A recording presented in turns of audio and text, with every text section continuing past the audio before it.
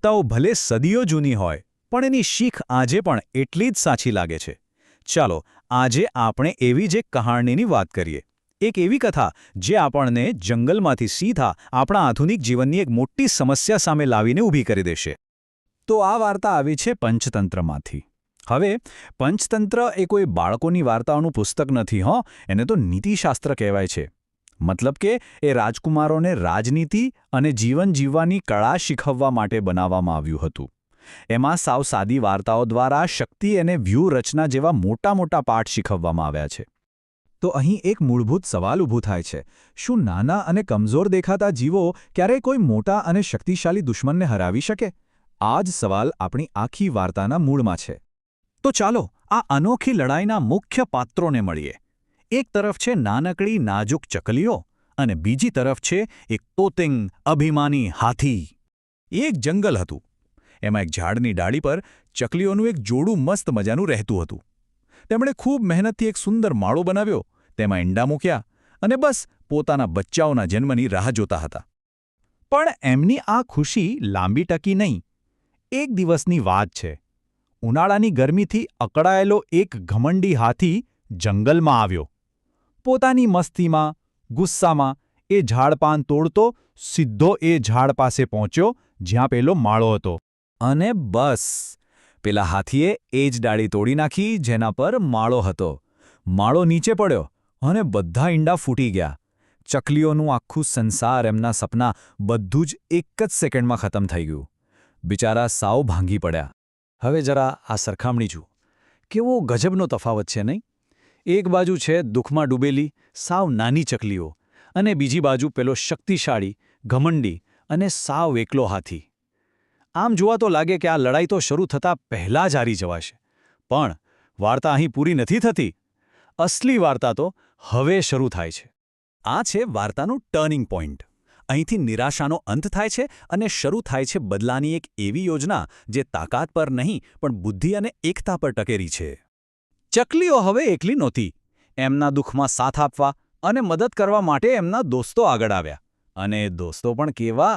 એક વફાદાર લકડખોદ, એક ચતુર માખી અને આ આખી યોજનાનો માસ્ટરમાઇન્ડ એક બુદ્ધિશાળી દેડકો. તો આ હતો એમનો માસ્ટર પ્લાન. જુઓ કેવી અદ્ભુત યોજના છે. દરેક નાના જીવનો એક ચોક્કસ રોલ હતો. માખી પોતાના ગણગણાટથી હાથીનું ધ્યાન ભટકાવશે. જેવો એ આંખો બંધ કરે તરત જ લક્કડખોદ એને આંધળો કરી દેશે અને છેલ્લે દેડકો પોતાના અવાજથી એને છેતરીને ઊંડા ખાડામાં પાડી દેશે.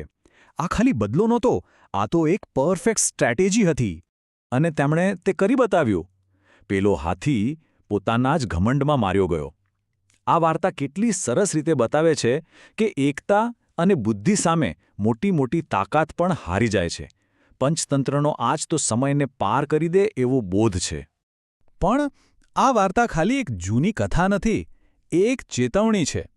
ચાલો હવે આ પ્રાચીન વાર્તામાંથી સીધા આજના સમયમાં આવીએ, જ્યાં આપણી ચકલી આજે પણ એક નવા અને કદાચ પેલા કરતાં પણ વધારે ખતરનાક હાથીનો સામનો કરી રહી છે.